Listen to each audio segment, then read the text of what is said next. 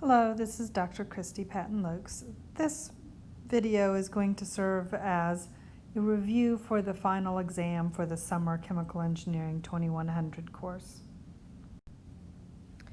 To prepare for Exam 2, the first and foremost thing you must do is you must be sure to tell the instructor where you will be taking the exam.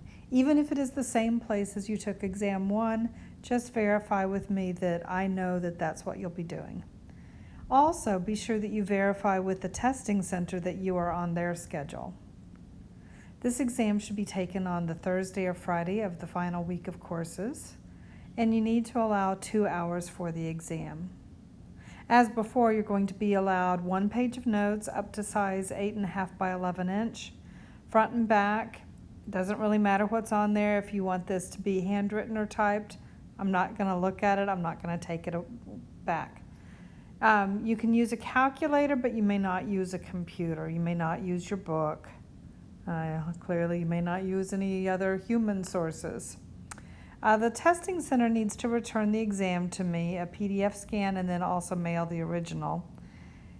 Be sure, because this went wrong on the first test, if you wrote on the back of any page, let the testing center know so that they can send me both sides of the page. It would be better probably if you just wrote the extra work on a separate piece of paper and attach that in there rather than using the back. Auto scanners don't always pick up the back sides of work. The exam format is going to be very similar to before. There will be 5 questions. Every question is likely to have multiple parts that will guide you through the work.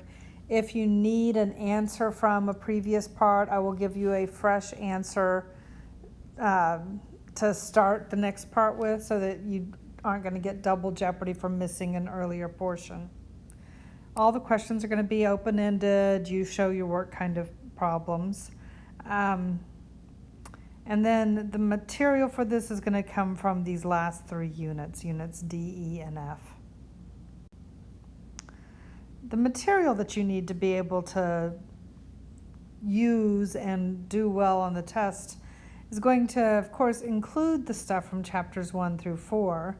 So 1 and 3, primarily it was density, specific gravity, that mass, volume, and flow rate stuff, the mole and mass fractions, parts per million, parts per billion. Those are the skills that really will be important. And then, of course, chapter 4, performing material balances on either steady state or batch processes. They can be with reaction or without, and they may require multiple units and streams. Now, for the new material. So first, you want to be able to select and use an appropriate method for calculating liquid and solid densities.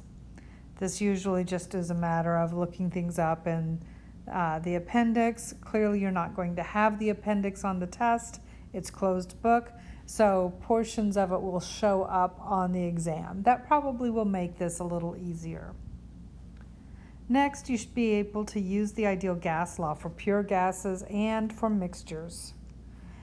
As a part of this, you want to be able to use the concept of standard temperature and pressure, or STP, to measure or calculate molar or volumetric flow rates from standard cubic feet per hour or standard cubic meters per hour. And you should be able to calculate volume or number of moles from standard cubic feet or standard cubic meters. Obviously, you ought to be able to do this in either direction. So if you have the volume or number of moles, could you turn those into the standard temperature and pressure? Next, you should be able to identify whether a gas is an ideal gas and perform calculations using the compressibility factor. Be sure that you know that you can calculate for hydrogen and helium that you must use corrections. 8 Kelvin or 8 atmospheres need to be added to the TC or PC. And for ideal gas mixtures, we're going to use K's rule. You should understand the pressure temperature phase diagram for a typical pure substance. Frequently, that just simply helps you understand what's going on with the data. It's possible that I could ask you to identify a point on a graph. Next, you should be able to calculate vapor pressures. And in particular, we want to be able to do this using Antoine's equations or Cox charts. If you're using a Cox chart, I'm not going to, remember this isn't multiple choice or enter it into a computer. I'm not going to expect you to be very precise with reading a graph on an exam. You should also be able to use Gibbs phase rule to determine the number of degrees of freedom of a system and demonstrate an understanding of what that means. In other words, you should know that that tells you how many variables need to be specified for the problem to be solvable. You also should be able to use Raoult's law. Now, the first type of problems we did were gas mixtures in equilibrium with a pure liquid phase. But we also did ones where the liquid was not pure. And Raoult's law would be appropriate when to apply to the substance that was the majority of the liquid phase. We use Henry's law for solving problems where it's that very dilute amount of substance. So frequently it's things like CO2 dissolved in water, something like that. We also should set up, but don't solve on an exam, equations for bubble and dew point calculations. You want to be able to calculate solubility and colligative properties, and you want to read compositions from triangle diagrams. So these are for 3-component mixtures. You want to determine the composition of the 2 phases when a mixture splits into 2 phases. Now about energy balances. So you should be able to analyze problems that require an energy balance, or the first law of thermodynamics, for closed or steady state systems. So not all types of problems, but you want to be sure that you can use kinetic energy, potential energy, internal energy or enthalpy using tables or specific heat formulas. Heat transfer, be sure you know the sign convention on that, and work. Know the sign convention for that one also. We also want to be able to identify and use calculation paths when we're calculating changes in U or H. Now, these may involve changes in temperature, changes in pressure, changes in phase, or reactions. We want to also be able to estimate data to be able to do those calculations. So in particular, CP, CV, or latent heat data may or may not be given to you, and you should have a means of estimating those. Now, there's a lot of formulas for that. Be sure that you have those written on your formula sheet.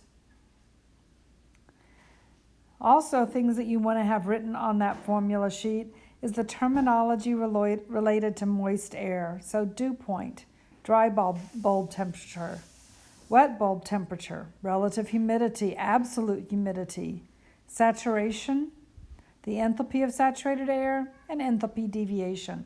And you want to be able to do those by calculation or reading from a psychrometric chart. You also should be able to use psychrometric charts to solve problems that involve moist air. So these might be drying problems, adiabatic cooling problems, etc. You should be able to calculate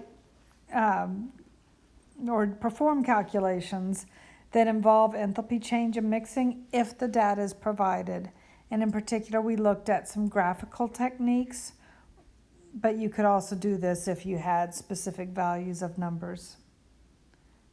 When we get to reactions, what you need to know is you need to know heats of reactions using Hess's law, heats of formation, or heats of combustion. And then you should be able to perform calculations involving heats of reaction that can require both mass and energy balances. And finally, we studied about fuels. And for those, you should be able to calculate lower and higher heating values and write equations that could be solved for adiabatic flame temperature of the fuel. And you should understand what that means. You will not be asked to do any complicated solution techniques on the exam, but you might be asked to write an equation out. So this is a lot of topics.